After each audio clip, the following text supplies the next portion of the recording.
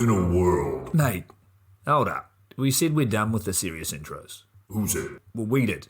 I don't remember that. Well, I said it, and you're me, so, you know. Well, I don't care. In a world. Hey, I told you. We're keeping it light. You do it on your own then. Well, technically, I already am. So, anyway. Fuck yeah. Pure wild flight. Get it down ya. How good. Visit nzaerosports.com. I get to do the next one. Well, obviously, you moron. We both do. Of course. I absolutely love the NZ Aerosports business model. I mean, come on. One glance at an Icarus fuck yeah sticker and you know it lines up perfectly with the fucking pilot mentality. But outside their wonderful use of colorful language and a great company vibe, there's a long list of reasons to say NZ Aerosports fuck yeah. NZ Aerosports blows me away right out of the gate as a canopy manufacturer with a bold offer. They give you 10 jumps on your brand new nylon to decide if you want to keep it, swap it out, or even return it for a refund. I mean, seriously, how incredible is that? That's like getting halfway through a prom and deciding you prefer the slightly racier date that goes down faster. Seriously, they do that. If you're not madly in love with your new canopy after 10 jumps, they'll let you swap it out for another size or model, or even get your money back. And the range of canopies they've got? Man, they've got a style canopy to fit every jumper and every situation with models you know and trust, like the Sapphire 3, the perfect choice for the beginner or intermediate canopy pilot. The Crossfire 3, when you're ready to kick it up that elliptical notch. The JFX 2, if you're looking to up your new swoop game. The Leia as the workhorse and dirtwater dirt beast. Or the Petra. The Petra cranks out crazy power and is nothing short of a record breaker. But hey, it's not always about speed either. Take the Kraken. Built as a low pack volume canopy specifically with wingsuiting in mind, she gives you all the performance you're looking for with the reliability you need that'll have you itching for that next formation, rodeo, or puffy cloud. So the equipment is top of the line kick-ass stuff as you already know, but how about the team? Well, the customer service gang is there to sort you out whenever you need them. Maddie and Beto are always there to help with Jen holding the reins. They're available for you at sales@nzaerosports.com, and they've got a kick-ass live chat tool on the website if you're wanting to hit someone up right away. These are the crew you're going to want to talk to get those custom orders in. With the stock nylon, once you know what you want, they'll have that shit on a FedEx truck as soon as the credit card machine says approved and get you in the air in no time. For your custom orders, you'll be able to get a time frame for building and shipping when you design it, so get to it. And demos. They've got demos in the US available from their partner Rock Sky Market. The whole US demo fleet is there with Sapphire 3, Crossfire 3, Kraken, JFX2, and Leia canopies in a range of sizes. They also offer student and tandem demos in the US. Bottom line, every step of the way, NZ Aerosports is there to get you what you need, and I personally couldn't be happier to be teamed up with them here on Lunatic Fringe. And now, time to get started with Lunatic Fringe Into the Void, brought to you proudly by NZ Aerosports. Fuck yeah!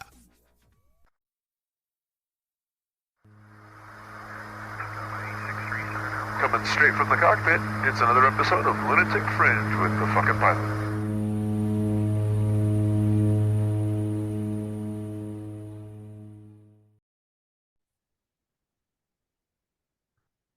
Ready, set, go! Back in the can for another edition of Lunatic Fringe Into the Void. A friendly face on the other end of this computer that I have not seen or talked to in a long time and gotten a fair amount of trouble with, really. I mean, a good trouble, but a lot of fun. So please fill everybody in. Who the fuck are you and what do you do?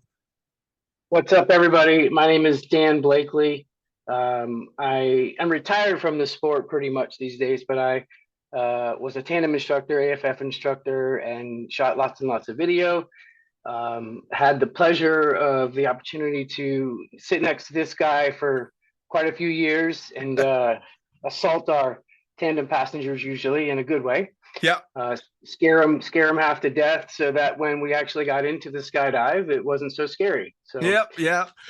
I'll tell you what, man. I've used actually one incident that we'll talk about that we got back and forth on the jokes that we used to do where I went way too far, and I've actually used it in reference many, many times, both on the podcast and in my writing. Like, yeah, this was the time I took shit too far, and you'll remember this. But the one time. Yeah, the one time. Yeah. So before we get started into all that and in some of the silly shit that we did, how did you get started in not necessarily just skydiving, but in anything extreme? I always, so when I was about 15, I started doing tree work. I grew up a little bit hard. My dad was in the military, but I grew up a little bit hard. My dad was gone a lot.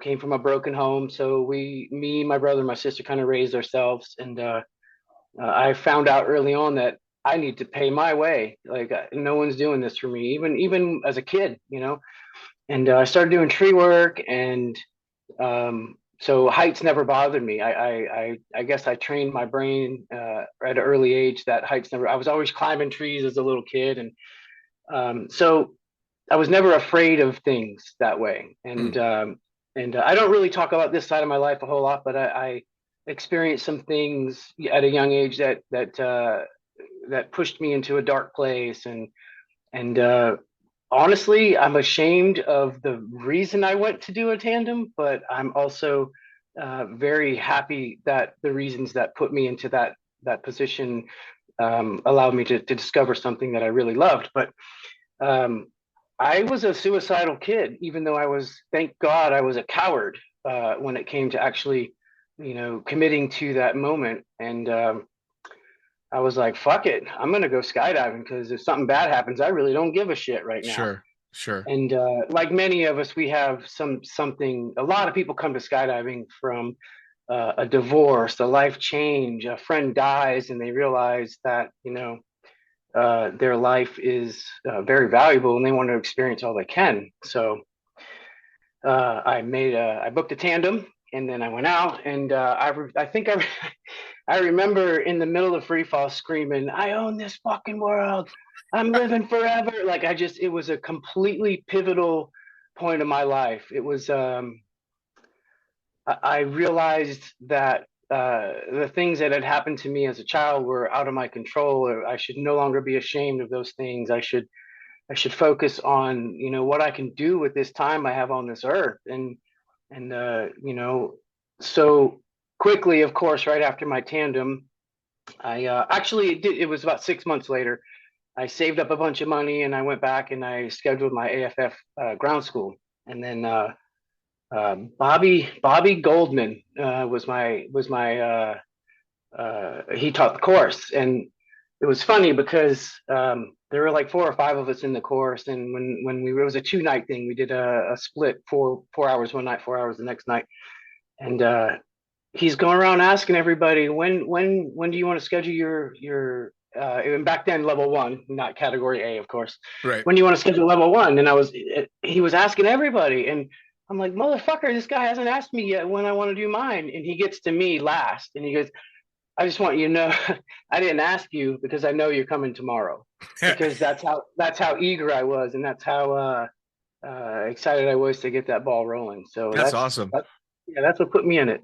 It's kind of funny. I just I think maybe 2 podcasts ago had Jason Maletsky on, and his entrance into the sport was very, very similar. Same thing. He was in a very dark place and kind of just didn't have any motivation left, and wasn't sure he wanted to stick around, and went out and made that first jump. And he and I got into that conversation as well, that I wish I could gather up the friends that I've had outside of skydiving that have felt that way and taken them on a jump, because it can make an incredible difference. That being said, skydiving is no cure-all for suicidal tendencies. I mean, you and I have a good friend, Kevin Love, who took his own life a couple of years back, and he was one of the most radical skydivers that either of us knew. So, so it's not a cure-all, but that probably extended his life a lot further than it would have, for sure. Agreed. Yeah. Yeah. The only cure all to that situation comes from within. Sure. And if you discover something that helps you grow as a person and leads you to a different place in the mind and in the heart, then for sure you can heal. But if you're not willing to take that look deep inside yourself, then you're never going to heal. You're just performing an act outside and inside to yourself. And Sure. I'm just grateful that I was willing to meet some folks along the way that showed me some things, and I learned and I absorbed. Yeah, for sure. Well, and it was funny because I had not had a lot of contact with Kevin over the last few years. We were actually talking briefly about trying to get him on the podcast. And that was the last time that I had spoken to him. So I didn't realize that he had that kind of stuff going on, which was a bummer. I was pretty shocked when I found out that that had happened. But again, you're right. I mean, the only person that can fix those demons is the individual that's dealing with them, for sure. Now, Yeah, I had no idea. Sorry, I had no idea either that he was struggling from whatever it was he was struggling with. So well, we're fucking good at hiding it, right? I mean, especially skydivers, man. We learn to internalize so much because I talk to so many skydivers, both on and off the podcast, that admit how scared they were learning how to skydive and what a struggle it was to learn how, and potentially how difficult it still is years into their career. But you'd never know it by looking at them, right? I mean, right. you talk to some of the world's best that were like, yeah, I was shitting my fucking pants and terrified every time I was heading out to the drop zone, wondering, why in the hell am I doing this? But you would never know it because we internalize it so much. And I think that's both potentially a really good and a really bad thing. Right. I mean, you can't have a high time skydiver running around telling students he's shitting himself because he's got that weird feeling this particular day. There, as an AFF instructor, though, there is benefit in reassuring your students how nervous or scared or terrified you were in those situations, because when they look up to us as their instructor, they see this well-rounded, confident, and usually, not always, but popular person on the drop zone, and sometimes that makes them more nervous. But I think the responsibility of an AFF instructor is not to teach someone to skydive. It is, but it's to lower their levels of fear and Sure. and comfort them and show them anything is possible. You just have to flip that switch in your mind and go to work when it's time, and it'll come naturally. Like, stop putting something between you and easy performance, because skydiving is not hard. Let's face it. I mean, Oh, yeah. honestly.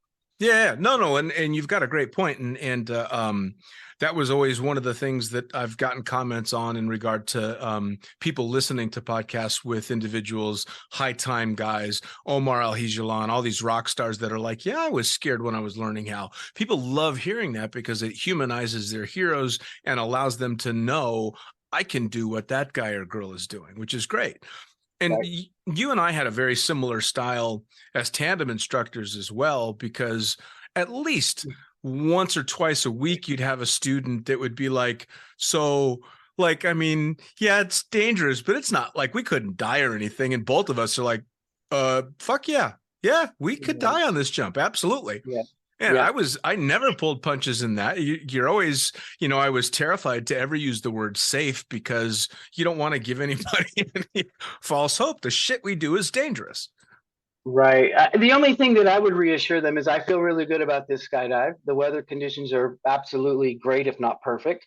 Can we die? Sure, but I don't feel like that's going to happen today. I can't guarantee you that, but I Yeah. feel good about what we're about to do. And in my whole career, I probably have, I don't know, Dean. I didn't, like you. I stopped logging. I stopped buying logbooks because it's a waste of money after a certain amount of time. And I probably have about 7,000 tandems. Yeah. And in the entire time I did tandems, I never hurt one person ever. Nice. Never. Nice. And I only had 2 people that completely said, "Nope, do not push me out of this airplane. I am not doing this." Sure. But we've had hundreds and hundreds that, as you scoot toward the door, were definitely, "I don't know if I can do this. I don't know if I can do this." And you have like that brief window of opportunity to tell them, A, you're not getting your money back. You might as well do it. If you think you want to do it, do it. B, here's how I feel. This is this is it. We can't bring you back up again. And then they're like, okay, let's do it.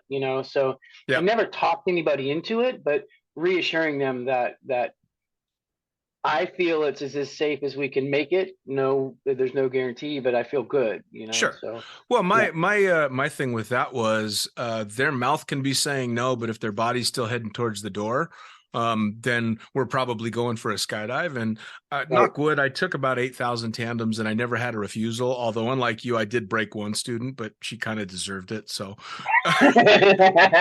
was she of the round portion? She was, and she was extremely upset with how uncomfortable the harness was and didn't stop screaming at me the entire canopy ride. I had less than 100 tandems, and this was back on the old F111 canopies, and she got me so flustered that I forgot to pick up the flare toggles. And instead of just flaring early with what I had, I snatched for the flare toggles and still flared with one pair of toggles late. So she sat on her own foot and I snapped her foot. Well, completely my fault, absolutely my fault, because you should never let a student rattle you to the point where you're not doing your job. And I can put a lot of caveats to that. I mean, obviously there were many reasons why I fucked up, but I did fuck up, again, the flip side to that was I never had a refusal because like you have to learn to play, 30-second psychologist. What do I need to say and do to get this person confidently out of the plane? And you get good at it after a while. Right. I mean, you and I sat next to each other in the plane day after day, tandem after tandem with all different kinds of students. And you learn very quickly that they all kind of fall into a few categories. There's variations, of course, but you learn pretty fast how to deal with each type of personality to get the job done. And it's nice. It's fun. Yeah, as you led into that personality comment there, I was actually thinking, as an instructor, you have to be a chameleon, and you have to adjust to people. You cannot expect them to bend to your way, And I see a lot of I saw, not anymore. 2020 was my last tandem. 2018, I believe, was my last full-time season. But I saw a lot of instructors along the way that never bent and never adjusted and just screamed and yelled at people or belittled them and made them feel, horrible about themselves and the experience they were about to go through. But I truly believe that, respect is the key in that moment. And you just have to allow that person to go through whatever emotions and mindset that they're going through, and just kind of nudge them along. It's almost like you're their parent at the moment, and you're trying to show them something amazing, or parents who just yell at their kids, they don't ever learn a lesson. They don't ever come to a place where they can see what you're trying to say, instead of just feel like you're putting them down. So especially with AFF, going back to AFF, there was my last home drop zone. So I worked out.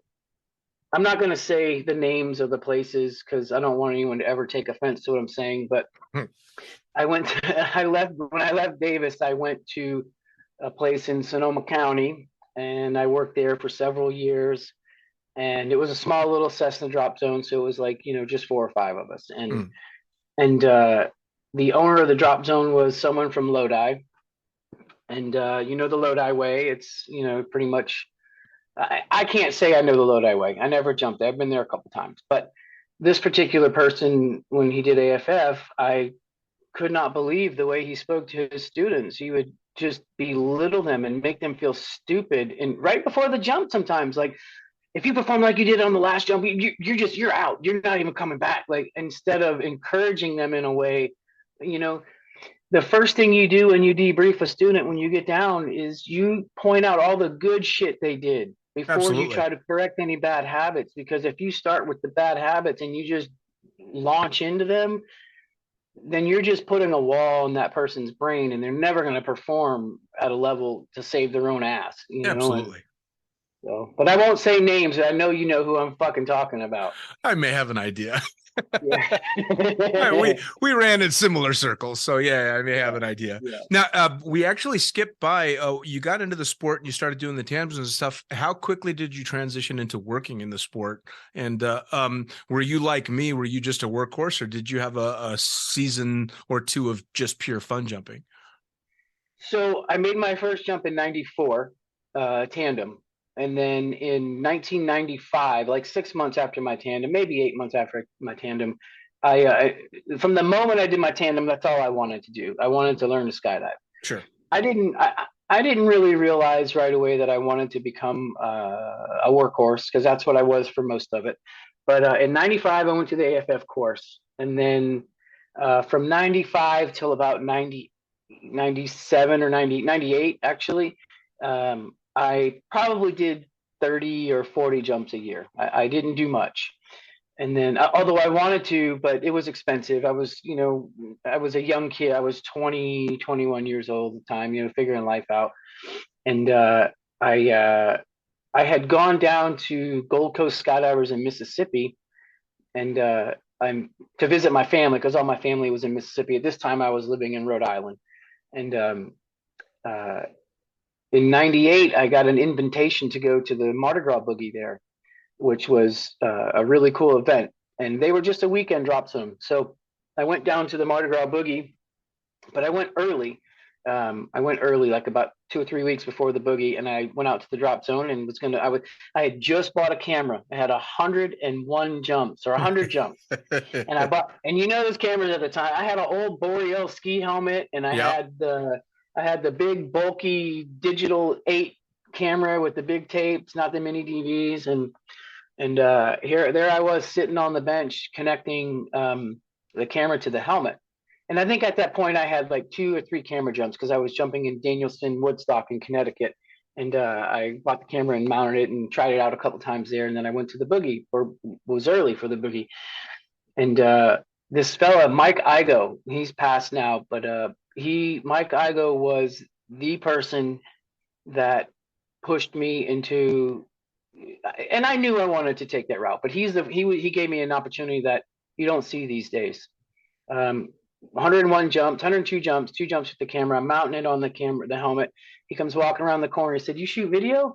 And I'm like, "Not exactly, but I want to learn." And he said, "You want to go jump with a tandem and shoot a tandem video?" And I said, "Well, I don't want to pay for a jump ticket to go jump with a tandem, but I appreciate it." Because I thought he was a tandem instructor. I didn't realize who he was. Right. He goes, no. I own the place. I'll put you on the plane for free. I'm like, free jump? Yeah, I'll go film a tandem. He said, go with this person, and when you get down, don't even pack your rig. Come over and show me the video. So I did that. And, I believe I'm fortunate. I know I'm fortunate with mind and body communication. Things sometimes come naturally to me, or easier. I don't build a wall. I never had the fear. I learned early not to fear things. And sure. So I landed, and I went and showed him the video, and he's like, "That's not bad. Follow that guy." So I said, "Okay." Follow the next one. About 3 or 4 jumps later, he said, "Do you want a job?" Yeah. And I said, "A job?" He said, "Yeah, he said, from the first time you filmed that tandem to this 4th one you just showed me, you're very, you're ready. You can do this. I know you can do this." And I said, "I'll be right back." I walked over to my bag, had my round trip ticket in it to go home. I walked back with the ticket, the boarding pass that I had printed, and I just tore it up in front of him and put it in his hand. I said, "Awesome. Yeah, I'm staying." Dude, yeah. Awesome. Yeah. And it was just a weekend drop zone. So I was working, I had friends there. I used to live in Mississippi. My family lived there. So I was working, weekdays until I transitioned into like making enough money on the weekends to not work anymore. Sure. And then to take that a little further, my tandem rating came to me through a fella, Ben Crow. He's passed away now. He actually had a heart attack on a tandem Oh, and wow. died in free fall, which is ironic because my coach course director died the exact same way. So don't ever teach me a course. I'm going to tell you right now. But there was a fella at the drop zone in Gold Coast that didn't really like me, and I had gotten my coach course rating. And actually, I wasn't interested at all in becoming an instructor. I was just shooting video. But Ben came up to me and he said he just got his tandem examiner rating, and he said, "Do you want to get your tandem rating?" And I'm like, I've never really thought about it. And he said, "You're fucking getting it. You know why you're fucking getting it? Because I was speaking with so and so at the campground last night, and I said that you would make a really good instructor, and he just trash talked the shit out of you. So we're gonna show him." So at the time, I was broke. I was just working weekends. Just the whole Skyver. I'm eating can of beans. That's all I got for dinner. You know what I Yep. mean? And so I was like, well, I can't really afford the coach course. He's like, I'm paying for that for you. Go over here and see. I can't remember the coach course director's name, but it was in Alabama. So I went and did the coach course. And then I got back and he basically gave me, I earned it. I didn't pay for anything, Mm. nothing. He sponsored me, I should say, is the better way to put it, for both ratings. And that's basically when I started my career. Basically, the tandem videos and the tandems were the first of it, and then Sure. I got my AFF rating in 2009 or something. So Well, I mean, you and I kind of came up in a generation that had opportunities like that, right? Because I mean, my first camera jump I ever made was with Kevin Love's camera helmet. And the only reason I got to do that is because he was going to go do a 4-away with Gary Spear that owned the wind tunnel in Vegas. It was Gary, Juliana C., Lou Sanborn, and Kevin. So it's D1, Juliana C., yeah, who was a badass skydiver and, the owner of the wind tunnel. So it was a hell of a 4-away. And I'm yeah. standing there with, I think I had 27 jumps. And he's like, dude, here, this is what you do. You're gonna go out on this Here to step. this circle. Yeah, absolutely. He's go out on this step. You're going to follow us out. So you're going to let go after we go, and you're going to fly above us until you can feel our burble with your fingers and stay there. And I'm like, fuck it. Too stupid to know I shouldn't be doing that. And actually shot a good video. And cut to about the same time you started shooting tandem videos. I got my first shot shooting a tandem video with Outlaw Skydiving in Jean, Nevada. Because AJ Moeller, who owned that, just didn't give a fuck, man. I was a warm body with a camera, and he's like, "Yep, go to work," and that was it. That started my career. Unlike you, I didn't want to get my tandem rating at all. I got forced into it at the old Skydive Las Vegas because Michael Hawks told me, "Get your tandem rating or get the fuck out." And I was making a lot of money shooting video at the time, so I got it just to save my job, and hated it for the first 100 jumps. And then through figuring out all the stuff that you and I know now, fell in love with doing tandems. It became my favorite way to jump, for sure, for a number of reasons. One, because of the interaction with students, but two, because of the interaction that I'd have with instructors like you, because you and I had a fucking blast working together doing tandems. I think they started separating us on the loads because we were probably having more fun than anybody. And, a lot of people want to have that fun and join in, but some people there's always those haters and jealous people out there. And Yep. those types of people will try to rain on your parade. And you know what? We just launched umbrellas everywhere we went, and we didn't care. We still had our fun, Oh man, I mean, we would get on plane after plane and have people laughing and having a good time, and with only a few notable exceptions, it was always pretty well received by the students. I mean, I think we had like 98% of our students had an amazing time, and maybe 2% we pushed a little too far. In fact, which is ironic because we accosted Buster the mannequin together. well, I I still have a picture of us in a rather torrid threesome with Buster the Mythbusters mannequin in the back of a pickup truck. Yes. You will have to send that picture to me because I don't have any more. I only have two questions about that joke though, You said it was a shitty joke. I'm assuming that was a pun. It was. And I forgot the other question. That's okay. Moving on. But Yeah, it was a really good joke, but it's a horrible joke. Like yeah, please go ahead. Oh, the other question was, did you give him the fifth point of attachment? Oh, see, we're falling back into it. Yeah. Well, it's Yeah. hard not to when you reminisce. Reminiscing Right. allows you to fall right back into the pieces, the places. Yeah. Well, and it's, it was kind of funny. I had a few years back, I had Hannah Betts on the podcast, and Hannah Betts is this badass stunt woman and an amazing skydiver, and really just an incredible representative of the women in our sport.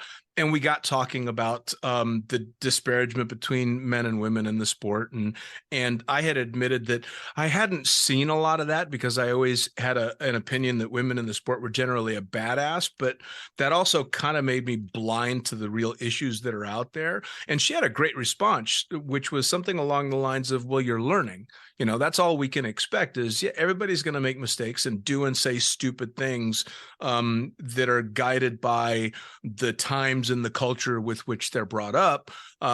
It's the ability to start to realize that some of the stuff you were doing was pretty shitty looking back, so I still laugh at that situation, but it's one of those cringing laughs like, oh my God, I can't believe I did that. And Yep. you learn. Yep. You could never get away with that kind of shit these days, nor should you be able to. If a tandem instructor pulled the kind of crap that you and I used to do on a very regular basis, they'd be fired in 5 seconds flat. Yeah.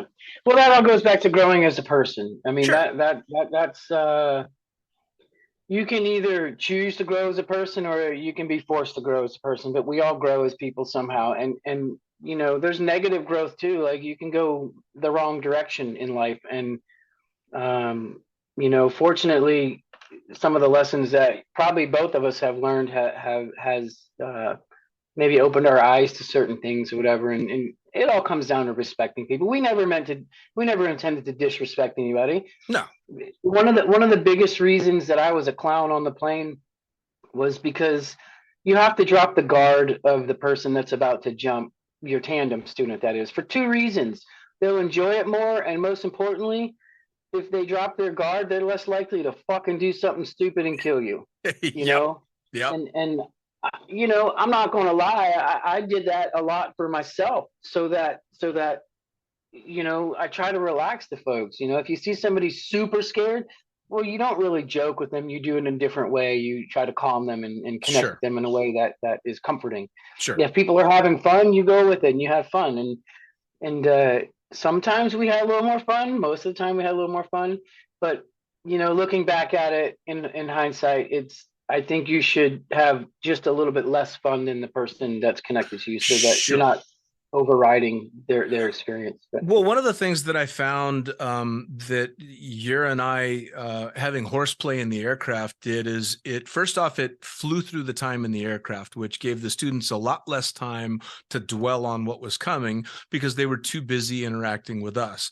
Most of the time, our jokes being a lot more respectful than that particular instance. But we also knew when it was time to get serious. So we would always joke back and forth, but you'd hit that 8,000 or 10,000 foot mark when we start getting geared up. And then both of us would lock into our student. All right, here's what's going on. Here we go. All right. And don't forget, it's only 11 o'clock. And in my book, everybody has lunch, all those little fun jokes that you let them know. Hey, in all seriousness, I've got 6,000 tandems. I've got a lot of experience doing this. I think this is going to be a great jump. You're going to have a blast. So Right. You knew when to shift gears. Or if, like you're saying, you have that person that's really teetering on the edge, then the joking goes away. And it's literally either you keep your mouth shut and let them deal with what they're dealing with, or you're the comforting whisper in their ear saying, look, I've been doing this a long time. This is all good. Your cameraman right there is a badass. He's been doing this a long time, or she has been doing this a long time. And so you learn to gauge those students accordingly, of course. Right. Definitely. Yep. And, there's nothing wrong with having fun as a tandem instructor, because if you sit there and don't speak to them and you appear to not be having a good day, or you are too cool to speak to them, because there's a lot of too cool instructors out there. There's a lot of instructors out there that are too cool to talk to fun jumpers Yep. or interact with people that are not at their level, which completely annoys the shit out of me. Oh yeah. That's worse than maybe having a little more fun than they expected you to have, in my opinion. Sure. So No, I agree. Well, and it also makes them nervous too. If your instructor's having a bad day, what's next? This person doesn't like me. I'm attached to them. What are they going to do to me in free fall? Yeah, Are they going for to let sure. me go? Or, and of course, we always make those horrible comments. No tip, no clip. Come on now. Oh yeah, yeah, yeah. But or don't let me be the last thing that runs through your mind. right. Well, and you learn to gauge those with the students that you've got too, because there's the ones that are going to find that funny and think, well, there's no way this guy's going to be joking around about dying if he really thinks we're going to die. And then there's the ones where you don't want to say boo too loud, or they're out the door. Right. Or the classic female that has her claws embedded in your legs for 15 or 20 minutes on the plane ride the whole time, and you have to go home and explain that to your significant other. Sure. Well, and then there were, it's kind of funny too, because you have so many random things that'll happen on a drop zone. For you and I, we would have Jim Matthews would come stumbling into the gear room on crutches, or this cast, or this is wrapped up, or this is bandaged, and you have to look at him and go, yeah, that's one of our instructors. I think if you're on the IR list, the injured reserve list, you should stay the fuck home. Right. Right. No, I'm just kidding. The reality of gravity, it wins every time, regardless if it's a soft touchdown or a hard one. It does. And everybody knows this. So the technology in the sport, even when I got into it in 95 is, I guess, when I should say I really got into it. But even since the early 90s, the technology in the sport has been amazing and just does nothing but progress. And, I'm not going to say it's foolproof, but God, I'm glad I didn't learn in the 60s and 70s or whenever it was that it was, breaking people left and right, Oh yeah. No, I completely agree. Hey, speaking of broken people on Skydance, were you there for the guy that jumped off the top of the hangar? I was not there, but I heard all about it. Yeah, he was. What was he saying? I can fly, and then he broke both ankles. He's the one that after he graduated AFF said he never wanted to cut away and use his reserve because it was too expensive to repack. So he decided he would just track to the power lines, take his belt off, and rope the power lines and stop that way. And somebody asked him, "Well, how are you going to get down from the power lines? They're 40 feet up." And his response was, "Well, I'll just PLF." Now, this is when he was drunk, around the bonfire on a Saturday night. And next thing you know, he's yelling at us from the top of the hangar, screaming, "See, watch this." And of course, he jumps off and just drills himself in the gravel next to the door. And I think he walked like 6 months later because he broke everything below the waist. Golf clubs or a bowling ball. Yeah, go to another sport. That reminds me of a really good person. I don't know if I think this is before you came to Davis, but there was this kid named Chase he was from Tahoe. He and another buddy of his would come out and they were learning AFF, and they progressed and got their A license and maybe like 50 jumps or something. And even in AFF, if you had a cutaway, you had to pay for the fucking reserve pack, which is stupid. And so this fella named Chase, he, it took all he had to come out and make 4 or 5 jumps over a weekend, once or twice a month, and he and before I go further, but that type of activity of a DZO, it turns good people away from the sport. It turns people away from the sport, and unfortunately, sometimes those are really good additions to the drop zone. And when you do that, you're weakening your ability to invite good folks and make a good family. But Chase had a cutaway in AFF and responded very well. And then when he was learning to jump, I think he was going for his A license, and he was paying a packer all this time. And then a Skydance packer, mind you. And then he had another malfunction and cutaway, and He's like, man, fuck this shit. Every time I fucking make a jump, it costs me $65 extra to do a reserve pack. What is it? I didn't even pack the rig. Why am I responsible for this? So guess what? He had a fucking line over, and what did he do? He landed. He didn't cut away because he didn't want to pay for the pack job. Yeah. And that, that was stupid. Find a way to pay for the pack job. But more importantly, what are you putting in these people's minds as a new jumper before they decide whether or not to pull that red handle, and save their ass? Because he could have died or broken both of his legs. Fortunately, he was on like a 280 and he landed with a slow spin. And and if it was a 220 or something smaller, it probably wouldn't have been okay. He just kind of dusted off and walked away, fortunately. But so. Well, and as I say, never blame the packer for what you get. I'm remembering, and you might remember this, when I was doing tandems, I had a rash of cutaways. And it was when they had hired the two kids to come out and pack, the two college kids that weren't jumpers. I don't think that either of them had ever made a skydive, and they got hired as packers. They taught them how to pack tandems and put them on the mat. And they were shitty packers. They just weren't any good. And this kid kept packing me just neck breakers and a couple of cutaways. And on one of my last ones, he packed me just one of the hardest openings I had ever had with something that I had to chop. I chopped the thing. I go back into the hangar, just fuming mad. And I throw the rig down and I pick up the canopy and I ball up the canopy and throw it down on the ground and look at him. And I said, put that shit in the fucking container just like it is. And it's going to be better than the shit you've been packing me. Yeah. And then I told him, you know something, fuck this. You're going on a jump, because he had never made a jump. And so I made him do a tandem with me on one of his pack jobs. Best fucking opening I'd ever had. I was so mad. Nathan? Yes. Nathan? Man, I was so tempted to cut that good canopy away just to prove a point, but I'm looking at it was such a beautiful opening. I'm like, you motherfucker. I can't. As you speak about cutaways, you told me a story one time, and I too went through a slew of cutaways with those kids. I had 2 in 1 fucking day, or maybe no, 2 in 1 week. I'm sorry, 2 in 1 week, and I have an A license in cutaways in reserve rides because of them.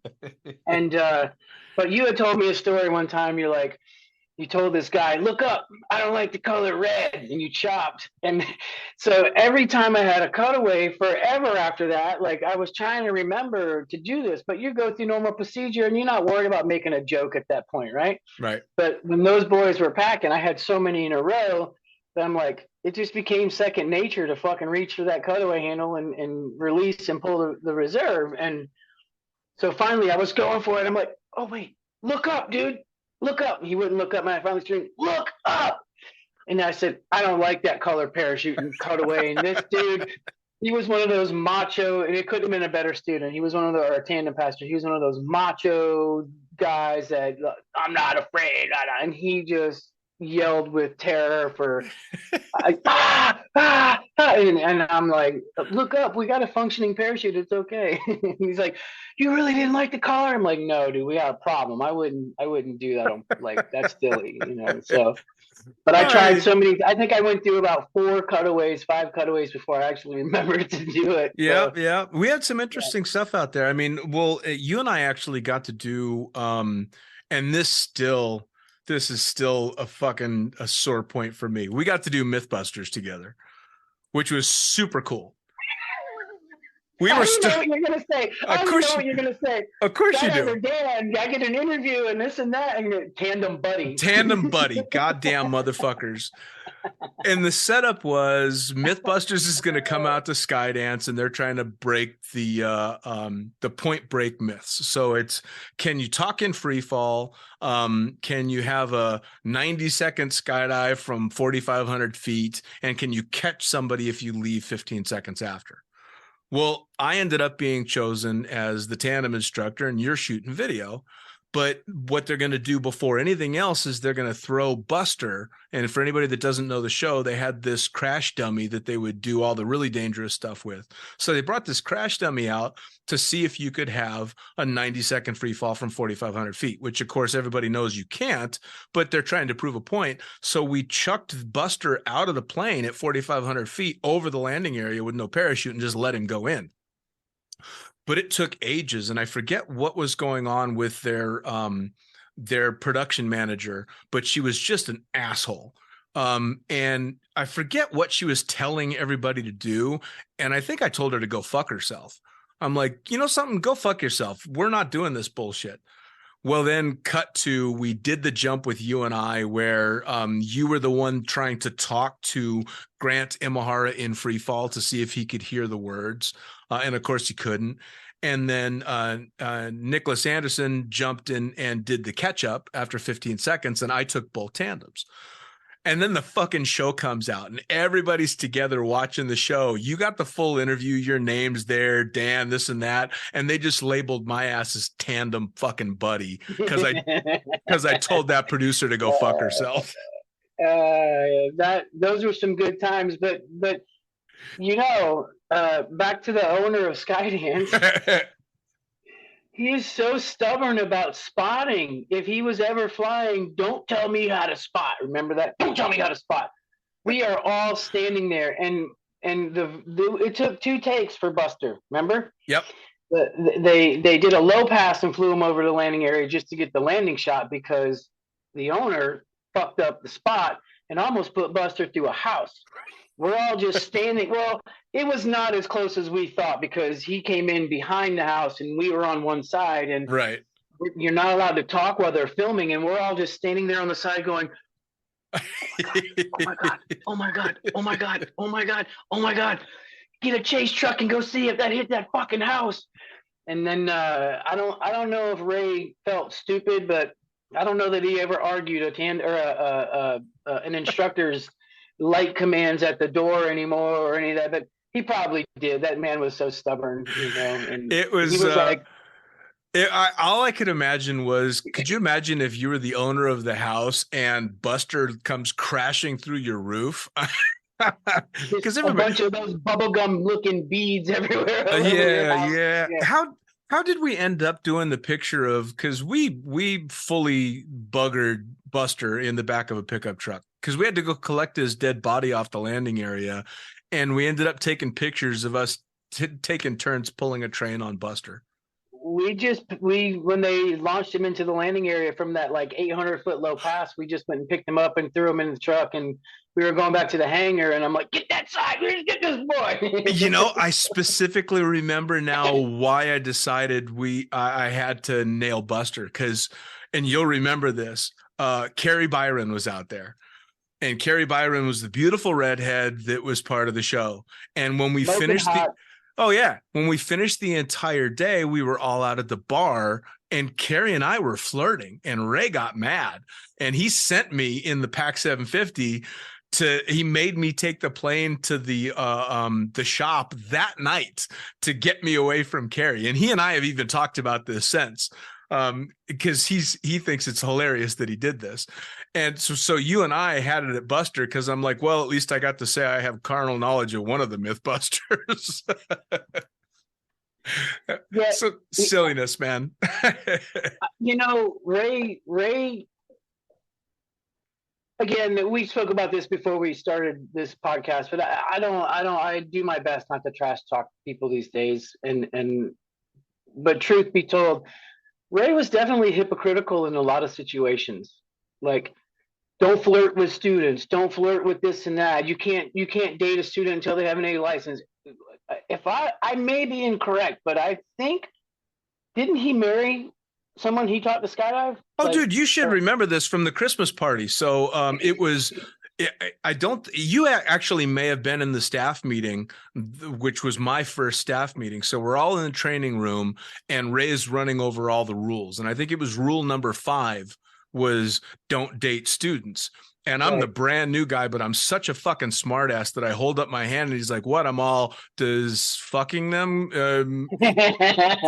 is that considered dating? And he's like, Jesus Christ, who the fuck did I just hire? Um, Cut to the Christmas party that same year, and Ray's given a speech. It was either Ray or Neil was given a speech and asked everybody who'd broken rule number 5 to hold up their hands, and the entire fucking party held up their hands because Yeah. half of the couples that were there met on the drop zone. I mean, Well, where else can you, when you're there 5 to 7 days a week? It's your entire life. Yeah. It's not just your job. It's your lifestyle, and it's everything you have. And I mean, Yeah. you go grocery shopping sometimes, but like, come on, you meet everybody you meet is at the drop zone. Oh yeah, for sure. Yeah. And it's kind of funny.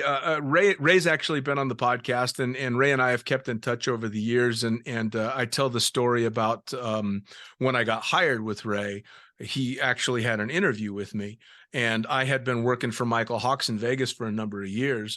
And so he's looking at my little bullshit CV, and he's like, "Oh, you worked at Skydive Las Vegas?" And I'm like, "Yeah, I was there for 2 years." He's, "Oh, then you know how to work for tough guys, hard asses." And so in my mind, I'm like, roll the dice, because this is the guy that's either going to love you or hate you.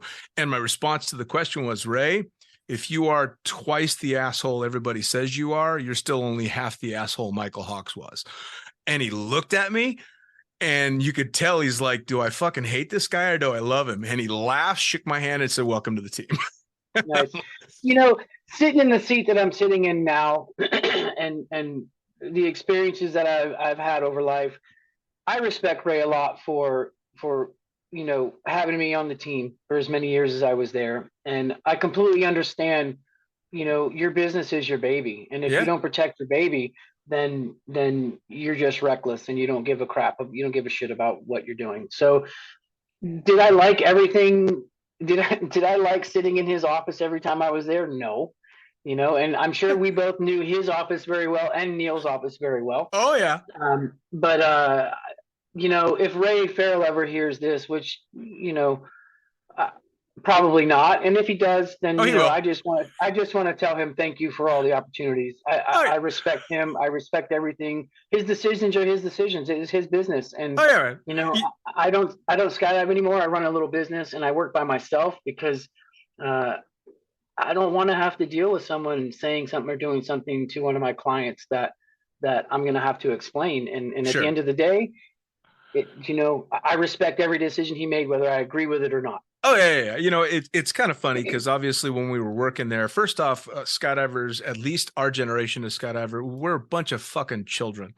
I mean, we were literally the most responsible people on the planet, which is bizarre because you're responsible for other people's lives, but you can barely tie your own fucking shoes. Because we did some stupid fun shit, and it was a lot of fun. But and Ray knows this. I love Ray to death, but working for him was tough. I mean, he was a hard ass. That being said, he was a hard ass because he had to work with people like us.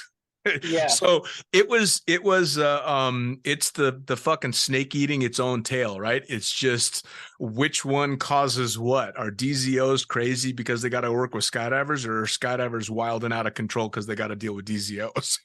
Yeah. Well, someone's got to throw a roadblock up for certain things, and if there are no if there's no consequences for your actions, well, your actions just get worse and worse and worse. Oh yeah. And when your actions get worse and you become this reckless person, well, now safety is jeopardized. Sure. And I have one regret with doing tandems, and fortunately the person did not get hurt, but I got into this pattern where I'm doing 45-degree toggle whips in, now I'm doing 90-degree toggle whips in, now I'm doing 180-degree toggle whips in with my tandems, and I would always see Ray stand there and watch. And when I surfed him and swooped him out and skimmed the pea gravel and high five them, and the dust cleared, I'd see Ray standing there and he'd turn around and walk away. Never said anything. Well, one day my approach to the peas got lower and lower and lower, and I did a 180 whip, and we thumped in so fucking hard in the P's. I just can't believe the person didn't get hurt, and I regret that. I was completely embarrassed and humiliated Sure. because, I'm not one to toot my own horn, but I could fly a parachute well, and I still can. And I feel like my landings, my high performance landings were pretty good. Sure. And, you know, but you're not invincible, and you can make mistakes at no matter what the level you're at, you can make a mistake. Oh yeah. And it's from that. And then, one of the instructors who liked to go and tell on everybody went straight. I saw him run. I thought he was running because we needed medical assistance, but he wasn't. He was running to go tell Neil what had just happened. And then I gather the canopy, and I see Neil standing there. He does the Neil Waltham thing where come to my office. Yep. And he's like, no more. I'm like, understood. Yep. I'm not going to argue that one bit. I fucked up, and we're lucky that we didn't break 4 legs on that jump. So, Sure. If we didn't have 18 inches of pea gravel and I didn't hit the pea gravel, it would have been a whole different story. Oh yeah. Well, there were a few circumstances like that, and I'll tell you the one that kind of flipped my opinion of Ray a lot was when I started flying for him, because he put me in the PAC 750 right when I hit 1,000 hours. First off, he was the first one to hire me as a jump pilot in the little 172 that he flew. And then as soon as I hit 1,000 hours, he put me in the PAC 750. And as you know, the PAC 750 is a fun plane, certainly to fly. And there were many, many times that you were just off of my left wing as you're rolling out on a tandem, and I'm diving like a bat out of hell. Oh yeah. And I'll never forget. You remember Amy, the fun jumper that used to work for the FAA? Yeah. So she had shot a bunch of pictures, and she made a CD for me and labeled the CD Dean's Badass Flying Skills and left it on the pilot desk. Well, of course, who goes in and finds that CD but Ray? No. I have no idea that there is even a CD, and I get called into Ray's office, and I'm like, well, the plane's done. The paperwork was right. I don't know what I could have done. And of course, this is when I'd gotten very comfortable in flying the PAC. And he puts the CD. I don't see the CD, puts it in the computer, turns the computer screen, and shows a series of pictures of me in perhaps a slightly aggressive descent after a tandem. And he's like, you got the pictures, right? And I'm like, yeah. And his response was, you don't need to do that again then, do you? And I went, no. And he went, have a nice day, and just let me go out of the office. And that's when I'm like, okay, he gets it. He understands. He knew this was coming. He's now caught me red-handed, and instead of being pissed off and screaming and yelling, he just kind of took a deep breath and went, all right, he knows. And it was great. And Neil did the same thing. Neil was really, really good about chastising people and getting us to stop doing stupid shit without resorting to screaming and yelling and all that. And in that way, those were 2 great guys to work with. Ray would scream and yell at the stupid stuff. But when it came to something serious, he'd take a deep breath and go, all right, I need to handle this, which was great. Yeah. I think the difference between Ray and Neil, and 2 things there. I think the difference between Ray and his pilot relations and Ray and his instructor relations was, it's a lot harder to fucking replace your pilot in a pinch. Right. So he would, from the outside view anyway, I think his relationship with the pilot was probably a lot more respectable, because you're flying his $1 million aircraft or $1.5 million aircraft or whatever it is, right? And then the difference between Ray and Neil is, Ray was the guy who looked over his glasses at you stern, and Neil would laugh it off with you. If it was a laughable situation, he'd be laughing until you don't fucking do that again. Yeah. And, it'd be the difference of being disciplined between mom and dad. You know what I mean? So, well, and Neil was also out there doing it with us too. I mean, he was a fantastic AFF instructor, really good with his students, and just super mellow.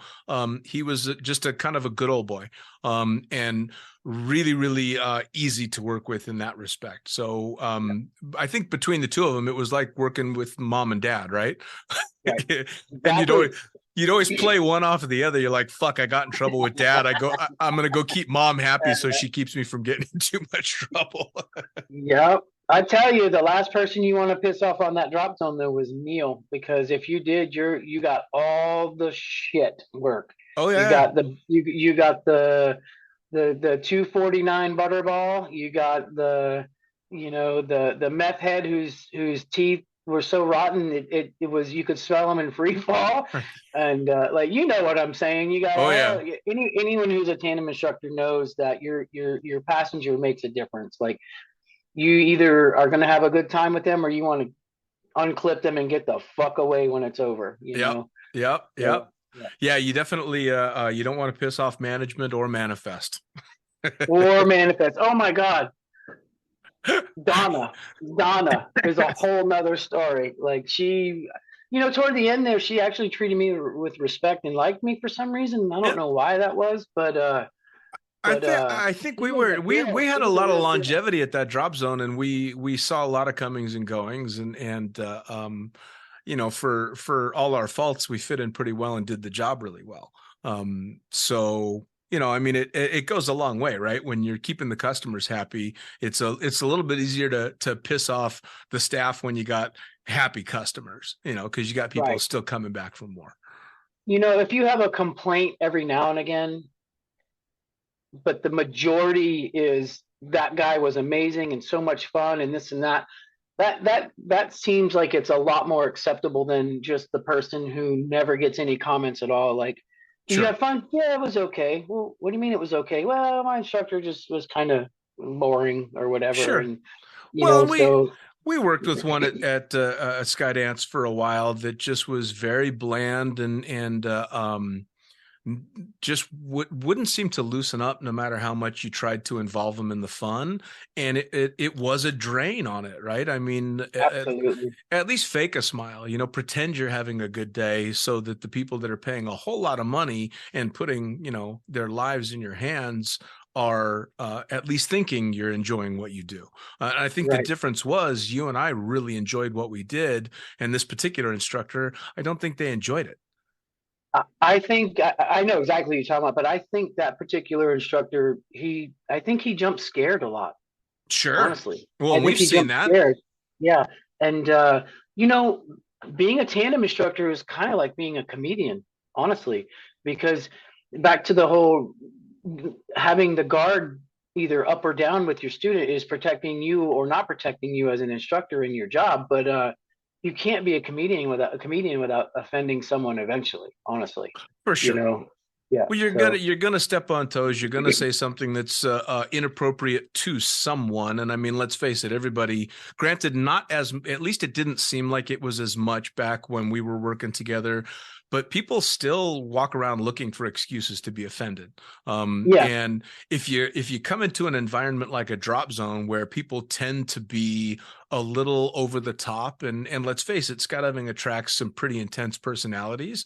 If you're this type of person that goes looking to be offended, a drop zone's a great place to do it. Like Oh, absolutely. it's going to take you 2 minutes to find something or someone that's pissed you off. And it was one of the things that I think for certain me, and I think you as well, embraced the sport and the people in it because they were the type that didn't really give a fuck if you were offended by what they had to say, because you get to say exactly what you want as well. Now, that being said, today's skydiving world is becoming more and more mainstream and more corporate, and the personalities are having to be turned down. And I agree with that completely if you're working in the sport. If you're a fun jumper, man, go balls to the wall. Be yourself 100%. If you're a staff member in the sport, I think it's appropriate these days to dial it back until you're on your own time. Agreed.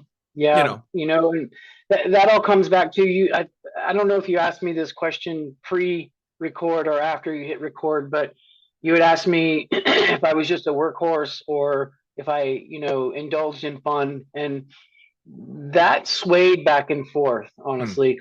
When I was at Skydance, I was in a particular situation where I was a homeowner and I got in at peak market, and my mortgage was $2,700 a month, and this was back in 2005, 6, 7, and 8 and 9, where that's a pretty high mortgage at that point, Oh, yeah. and um, And so I really didn't do much fun jumping at all. Like the plane was tied down, I was in my truck going home, Yep. and I didn't spend money back at the drop zone, not by choice, but almost like I can't spend any of this money. If I want to skydive for a living, I have to pinch pennies, and I have to, and that's one of the sad things about the sport. Isn't I think it's changed a little bit.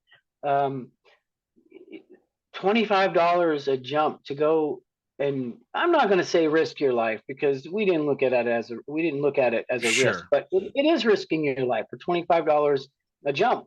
So, you know it's $25 an hour basically. You're going to do maybe two jumps every hour and 20 minutes, every hour and 40 minutes, or whatever. By the time you gear up, get on the plane, take the plane ride, jump, land, run in, gear up again, get back on the plane, you're probably making 25 to $35 an hour. Sure. And it's just one of those situations where I regret not being able to fun jump more. And sometimes I did, but my last full-time season that I worked and lived at the drop zone in Skydive, New England, in Maine, Lebanon, Maine, which is an amazing place, good community. Everyone lived in the campgrounds. Most everyone lived in the campgrounds. And man, I had no bills hardly. I just paid lot rent, and I had my truck note and my insurance and my cell phone and just minimal things. And man, I was swooping that pond every chance I got. I was fun jumping, doing free fly jumps with friends, because there was a plethora of amazing,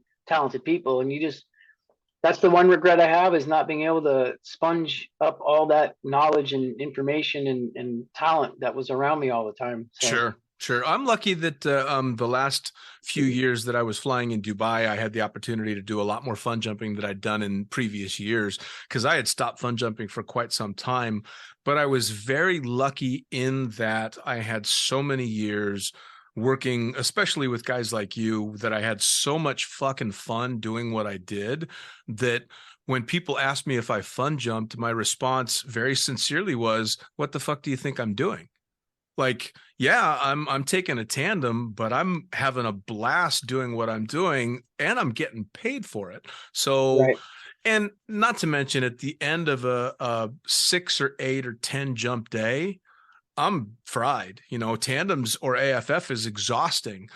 So the idea of sticking around to get on the sunset load was just not even a thought. And then when I'm cracking a beer. absolutely. Well, and then when I Yeah. started flying, I was flying the airplane. So that was it. I never got to jump because I was the chief and only pilot.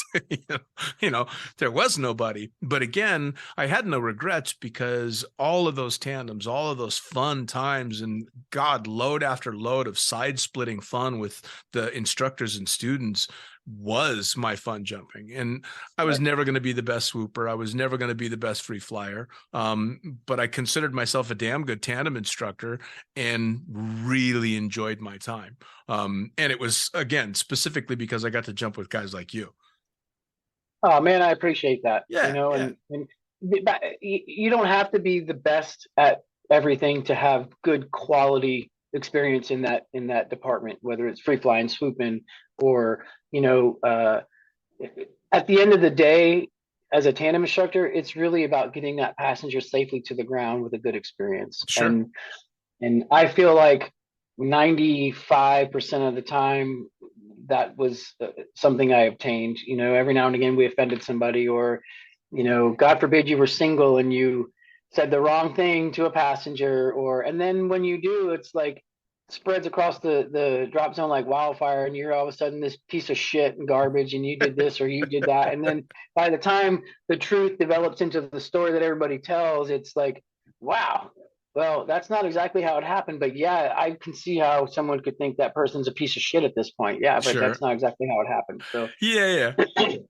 For sure. No, I completely agree. I mean, at the end of the day, skydiving is filled with a bunch of people, and we're all fallible. Everybody makes mistakes. Everybody does stupid shit, and we're not everybody's flavor. I know there are people that fucking hate my guts, and probably for good reason. And I know there are people that really like me. I'm not everybody's flavor, nor what I want to be, right? And there's people out there that I don't particularly care for. The difference is, and I think you're the same way, I don't have to like like you to work with you, and I don't have to like you to show you respect. And I'd like to think that overall in my career, even with the jumpers and or staff and pilots that I didn't like, I at least showed them respect. And if I didn't, I'm certainly trying to make up for that as that I get older in the sport and be better at making sure that even if I don't care for you, I'm going to, give you the respect that you deserve. Agreed. Yeah, and that comes back to personal growth, whether Sure. you're a skydiver or in the corporate world, or no matter what you do in life, it's there's a game you play in life, and it doesn't mean you're a fake person, but the sooner you learn how to interact with people and kind of give them what they want or what they expect, or to go against, if you can either go against the grain in situations or you can go with the grain in situations, and the quicker you learn to go with the grain in situations, the more successful you'll be at that path that you're walking. Oh, for sure. And that doesn't mean you don't stand up for yourself when it's appropriate. That doesn't mean you become a fake person and you just tell people what they want to hear. It's not literal when I say you give people what they want, but when you're performing a service or a job or whatever, it has to be, they're paying you money. You have to perform at their standards. You have Sure. to communicate at their standards, and you can't change who you are as a person, but you definitely, respect is the only way to walk that path in a way Sure. that doesn't go against the grain. Well, at the end of the day, it's their game, it's their rules, and you either play by their rules or you find another game. It's just that simple, which is good. Right. Now, as we wrap things up, I want, especially because you've kind of retired from the sport, what advice do you have to people that have been jumping for a long time? They're like you and they're starting to wonder, is it time for me to get out of the sport? What was it that made you decide to, obviously you haven't broken ties. I'm a firm believer that once a skydiver, you're a skydiver for life, even if you're not jumping. But what made you step back from the sport, and what advice do you have to anyone that might be thinking about following in your footsteps? A big part of me stopping skydiving was two things, really. I'm getting older, I can't do this forever, obviously. I have other talents in life that I can build off of. And COVID was a big part of me quitting skydiving. Not because I was afraid of COVID, but because we all got shut down. Sure. And there was no way to make money. So I had to rely on my other talents. I'm a carpenter. I do construction. Like I'm pretty good with tools, and I can build things. And so I started a little business. And when it came time to go back to skydiving, I'm like, well, I made $100,000 this year doing this, and I make my own schedule, and I go to work when I want to, and I pick and choose my clients, and I don't know that I want to go back to skydiving, and why would I give up what I've created? Sure. So that was part of it. And part of me was sad to make that decision, for sure, because once a skydiver, always a skydiver. That's definitely true. But truth be told, Dean, as I get older, and as I was getting older as an instructor, I noticed certain things that maybe I'm not as good at this as I used to be. Maybe I'm starting to get a little bit scared of certain things. Sure. Maybe I'm done playing the lottery. Sure. Maybe I'm going to hurt somebody. And I'm not going to say I was flooded and overwhelmed with fears, but the second you question your ability, you should fucking quit doing it, because you're not just risking your own life, you're risking another life. Sure. So when I started noticing those things, I was like, I think it's time for me to exit. I've never heard a person doing this ever in my entire career. And I don't want to change that stat. I don't want to, not just about my own stats, but, of course we have ego, and I don't want to hurt anybody. I don't want to die doing this. I want to become an old man. I don't want to break myself. I've been broken plenty of times with my own activities in the sport, swooping or whatever. Learned the hard way back when we didn't have swoop coaches. And But if I could give some advice to someone who's looking to make a career in skydiving, it'd be a few pieces of advice. It would be, set goals for yourself, put some timelines up there, know how to play the game and don't go against the grain. Know when to exit, at least as an instructor. Sure. Because it's not about you, really. I mean, yeah, we had all that fun, but in the back of our minds, we all know this jump's not about us. We're just trying to give this person an experience that they'll never forget, in a valuable way. So know when to exit. Doesn't mean you have to quit skydiving. And think about your future, because I don't know about anymore, but it was kind of difficult to make a future out of skydiving as far as financial and retirement and all these things. And here I am, I'm 48, about to be 49, and I'm no closer to retirement than when I first started fucking skydiving. Right. And now I go to work every day. I literally work 6 and 7 days a week right now running a business, and there's some hope for it. I can see the growth of my business and I'm building a good clientele, but know that your future is the most important thing you have. If you don't plan on getting old, then just keep doing it. But sure, I never thought I was going to get old either, and here right. I am. Almost, right. I'll be 50 in a year and a half. Yeah. So those would be the biggest pieces of advice, and always respect the team you work with, because one bad apple ruins the bunch, and that's the damn truth. Sure. Oh, absolutely. And I think the only thing worse than having to work with a bad apple is waking up one morning realizing that you are that bad apple. And there have been times, I'm sure you've done the same thing. You wake up in the morning going, fuck, am I the asshole? Is it me? And there have been times that it absolutely has been me. But those are the wake up calls, right? Those are the times you wake up and go, okay, yeah, it's time to change. It's time to change. But I think that's great advice, man. I mean, I think you can be a hardcore jumper until you're 90 years old, or you can decide to stop at 25 or 30 because you just kind of filled up. Again, once a skydiver, always a skydiver. And the best thing about this sport is the community, which will be welcoming to any jumper, past or present, forever, which is amazing. Right. So for me, the best part of the sport I'll have for the rest of my life, which is the community.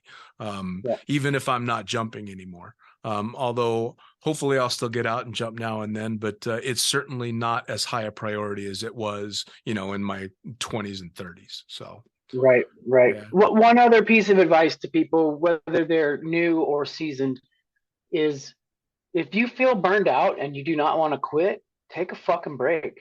Take 6 months, take a year, just jump enough to keep your ratings current or whatever you want to do, but take a fucking break and rejuvenate yourself with the sport when it's time.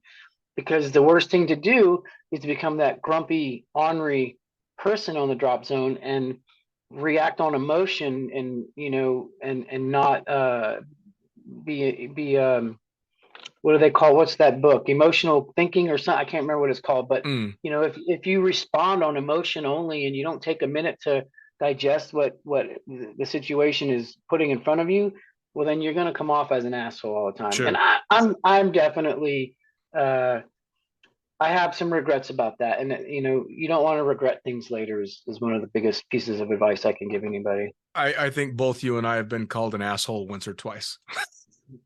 We did our job right then. Dan, I'll tell you what, man, I cannot thank you enough for taking the time to catch up. It's been way too fucking long, and we got to make sure it doesn't take another 10 or 15 years before we sit and shoot the shit again. We used to have so much fun, so let's keep in contact. Definitely. And I'm honored. I appreciate it. It's been nice. I was a little nervous when it started. I've never done, even a video chat before. I hate them. And, but it's been a cool experience. I'm grateful. I appreciate it. But just back in the classroom waiting for students. That's all it is. Right. Yeah, exactly. All right, brother. Thank you so much, man. You have a great one. And there you have it. Another episode of Lunatic Fringe Into the Void, brought to you as always by, and say it with me, fuck yeah, NZ Aerosports. Head to nzaerosports.com. By Pussfoot. That's right, head to pussfoot.com, the Extreme Sports Collective, and check out everything they've got to offer. By summitparachutesystems.com. Jarrett Martin and the family cranking out amazing pilot rigs, as well as incredible rigging courses. And now joining the Lunatic team, it's the one and only Tony Suits. You know him, you love him. Head to tonysuit.com. Check out all the amazing standards as well as the new incredible signature line they've got going on. And as for us, the Lunatic Fringe is now on YouTube. That's right, you're going to have the chance to put faces to the audio by heading to youtube.com and looking up the Lunatic Fringe podcast. It's easy. Hit the like button, hit the subscribe button, check out all the amazing videos from the previous guests that we've had, as well as new and upcoming interviews on video. As always, I am the fucking pilot. Head to thefuckingpilot.net or theprincesspilot.com. Thanks for joining. We'll see you next time around.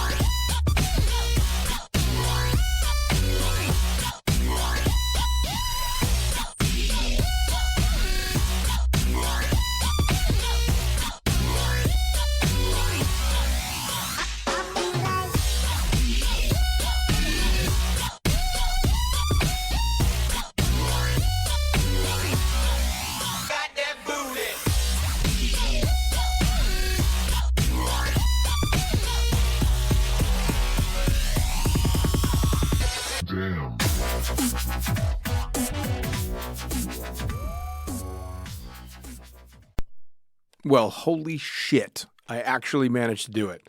After procrastinating for ages, I finally managed to produce an audiobook version of the Lunatic Fringe book. It's currently available on all Amazon sites, audible.com, and shortly on iTunes. And if you're the page-turning type, it's also, of course, still available in Kindle form, paperback, and hardback on Amazon. 10 hours and 10 years worth of Blue Skies Magazine's articles, all available to you right fucking now, including a few author's notes and even an apology or two. Enjoy.